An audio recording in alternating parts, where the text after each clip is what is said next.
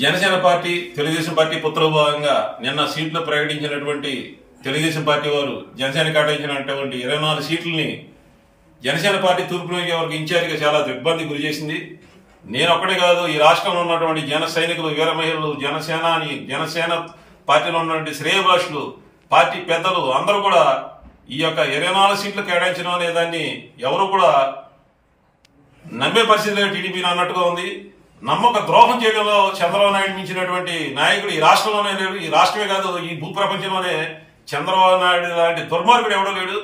నమ్మిన వాళ్ళని నెట్టేట ముంచడంలో ఒక బ్రాండ్ అంబాసిడర్ గా వెలుగొందినటువంటి వ్యక్తి చంద్రబాబు నాయుడు గారు.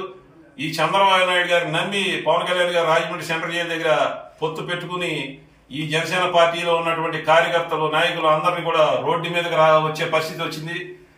గౌరవప్రదమైన నెంబర్స్ ఇస్తామని చెప్పినటువంటి టీడీపీ వాళ్ళు ఇవాళ 24 సీట్లు కేటాయిస్తే ఆంధ్ర రాష్ట్రంలో 10 జిల్లాలో హైయెస్ట్ ఓటింగ్ వచ్చినటువంటి నాలాంటి వారికి కూడా సీట్లు లేనికుండా చేసినటువంటి పరిస్థితి ఇవాళ చంద్రబాబు నాయుడు గారు కల్పించారు.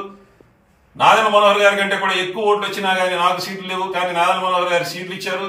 దీన్ని బట్టి ఆలోచించుకోవచ్చు, ఇది చంద్రబాబు నాయుడు గారు టీడీపీలో కుట్ర కుతంత్రాల భాగంగా జనసేనాన్ని అనగదొక్కేసే విధంగా ఉన్న సీట్లు ఎలగేషన్ లాగానే ఉంది తప్పితే, సీట్లు సెలక్షన్ లాగానే ఉంది తప్పితే, ఏ రోజు కూడా ఇది పొత్తులో భాగంగా సమానమైన ప్రాతిపదికన పొత్తు ధర్మం పాటించే విధంగా సీట్లు ప్రకటించినట్టుగా లేదు.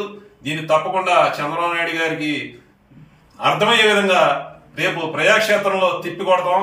చంద్రబాబు నాయుడు గారు నమ్మక ద్రోహి అంటాకి ఎటువంటి అతిశయోక్తి లేదు. ఎందుకంటే గతంలో కూడా ప్రజారాజ్యాన్ని జెండా పీకేద్దాం అని చెప్పి ఈనాడులో టైటిల్ బ్యానర్ తోటి వేసే విధంగా చేసినటువంటి వ్యక్తి చంద్రబాబు నాయుడు గారు. ప్రజారాజ్యాన్ని పార్టీ మూసేసే వరకు కూడా నిద్రపోయినటువంటి వ్యక్తి చంద్రబాబు నాయుడు గారు.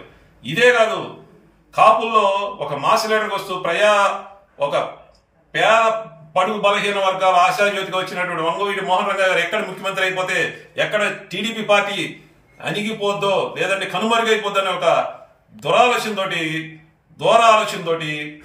ఒక నాయకుడు అయినటువంటి వంగవీటి మోహన్ రంగా గారిని నిరాదయం చేసి అంతమంది నుంచి వరకు కూడా నిద్రపోయినటువంటి వ్యక్తి చంద్రబాబు నాయుడు గారు. ఇది గ్రహించి హరిరామ్ జోగి గారు కూడా చెప్తా ఉన్నారు, చంద్రబాబు నాయుడు మామూలుడు కాదు, నోటితో నొసలు ఎక్కించే టైపు, అతను నమ్మితే నడి సొంతను వదిలేస్తాడు. ఒక నమ్మక ద్రోహానికి బ్రాండ్ అంబాసిడర్ చంద్రబాబు నాయుడు గారు. ఈ చంద్రబాబు నాయుడు గారిని నమ్మే పరిస్థితి లేదు. జన సైనికులు, వీర మహిళలు, అలాగే జనసేన నాయకులు అందరూ కూడా మరొకసారి ఆలోచించాల్సిన పరిస్థితి వచ్చింది. చంద్రబాబు నాయుడు లాంటి ఈ ఆంధ్రప్రదేశ్లో ఉన్నటువంటి దుర్మార్గమైనటువంటి వ్యక్తి ఇంకా రాబోయే రోజుల్లో ఈ ప్రజాక్షేత్రంలో కనుమరుగే పరిస్థితి తీసుకొస్తున్నాడు. ఎందుకంటే నమ్మక ద్రోహం 24 సీట్లు అంటే అది ఎవరు కూడా జీర్ణించుకోలేని పరిస్థితి. అసలు చాలా దిగ్భ్రాంతికి గురి చేసినటువంటి నెంబర్స్ కనబడుతున్నాయి. గౌరవప్రదమైన నెంబర్స్ ఇస్తామని చెప్పి ఈ విధంగా చేయడం కూడా ఎవరు కూడా జీర్ణించుకోలేని పరిస్థితి కనబడుతుంది.